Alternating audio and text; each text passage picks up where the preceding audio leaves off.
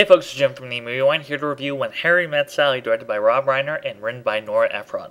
Sally Albright, played by Meg Ryan, graduates at the University of Chicago, with Harry Burns, played by Billy Crystal, who is dating a friend of hers named Amanda. The cynical Harry and the uptight Sally head off to New York City, where he wants to be a political consultant and she a journalist, but the two don't get along as they discuss the merits of friendship between a man and a woman.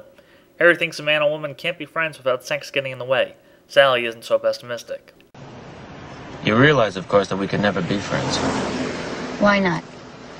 What I'm saying is, and this is not a come on in any way, shape, or form, is that men and women can't be friends because the sex part always gets in the way. That's not true. I have a number of men friends and there is no sex involved. No, you don't. Yes, I do. No, you don't. Yes, I do. You only think you do. You're saying I'm having sex with these men without my knowledge? No, what I'm saying is they all want to have sex with you. They do not. Do too. They do not. Do too.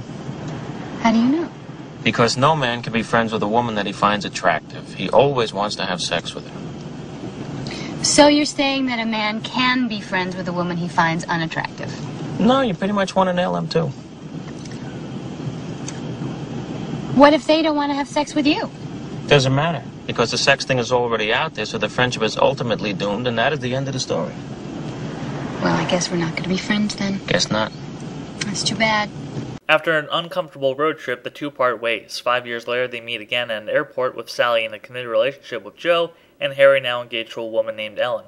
Older, taken, and possibly more mature, Harry suggests they be friends, to which he then debunks and overanalyzes their circumstance to Sally's annoyance. Years later, fate, or just movie conventions, bring them together once more. Sally, no longer dating Joe, meets the newly divorced Harry at a bookstore. The two discuss their relationships openly and honestly about how Sally was in a different place from Joe, while Harry, of course, found Ellen's adultery unsettling. Sally and Harry become good friends, becoming a support system for one another, spending time together while encouraging the other to date. In one iconic scene, Sally fakes an orgasm in a restaurant to illustrate how men can easily be fooled in differentiating real or fake.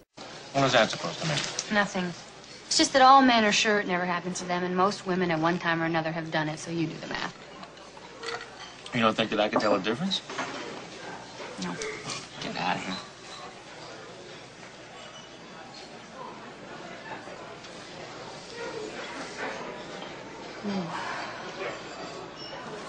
Oh. Ooh. Are you okay? Oh. Oh, God. Ooh. Oh, God. Oh.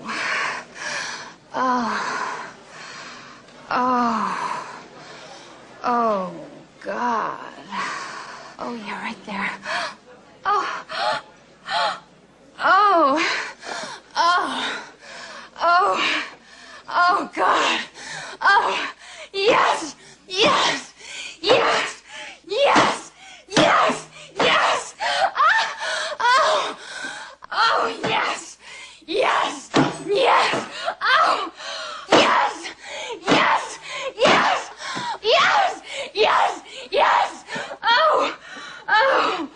Oh! Oh, God. Oh.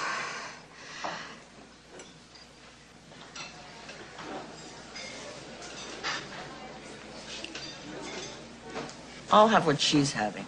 It shouldn't be a surprise to say that the two develop feelings for one another, especially when the two date other people. I can't draw. Oh, that's baby. And it's clearly talking. You're wonderful. All right, who wants coffee?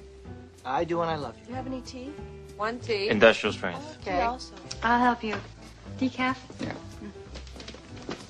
Three. Yeah. Please. Cream. Where's the bathroom? Through that door down the hall.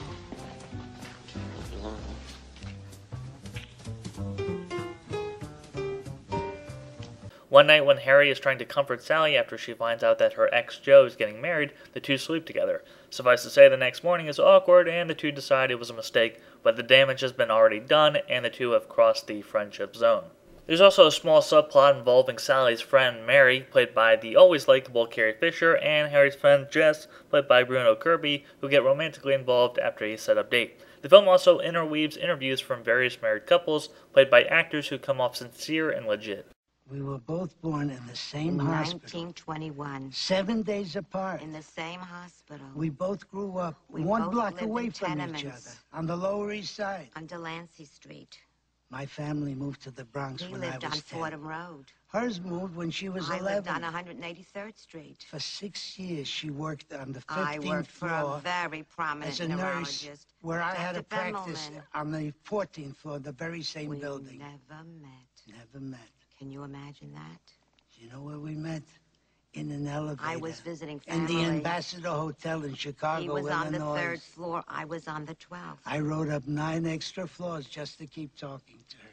9 extra floors. I've never been a big fan of the late Nora Ephron, or at least her work, when it comes to films like Sleepless in Seattle or You Got Mail, but this film nicely gives the perspective of both male and female, and is one that can appeal to both audiences. It's a smart script even if it doesn't take a psychic to predict the ending. The characters are real and sharp. Sure, they misunderstand each other sometimes, but that's more of a matter of gender differences. They don't misunderstand situations in a way that many characters do in romantic comedies. You know, the kind of situations that can easily be cleared up in 15 seconds if the characters weren't so dumb. When making grounded romantic comedies, it's best to have characters dictate the story and not the plot points dictating the characters. That's what this film does. Average looking and relatable, Crystal is funny and witty, while it's no surprise why Meg Ryan's beauty and charm made her a staple in romantic comedies. Clocking at 90 minutes, this almost feels like a tribute to Woody Allen from Rob Reiner, given the love for New York City, but Allen's occasional pessimistic nature is absent here. It's no game changer in the genre, but it's still a great one. That's it from the Movie Wine. Have a good day, folks. Until next time. You're challenging, I'm difficult. I'm too structured. I'm completely closed off. but in a good way. And I'm gonna be 40. When? Someday. In 8 years. It's not the same for men.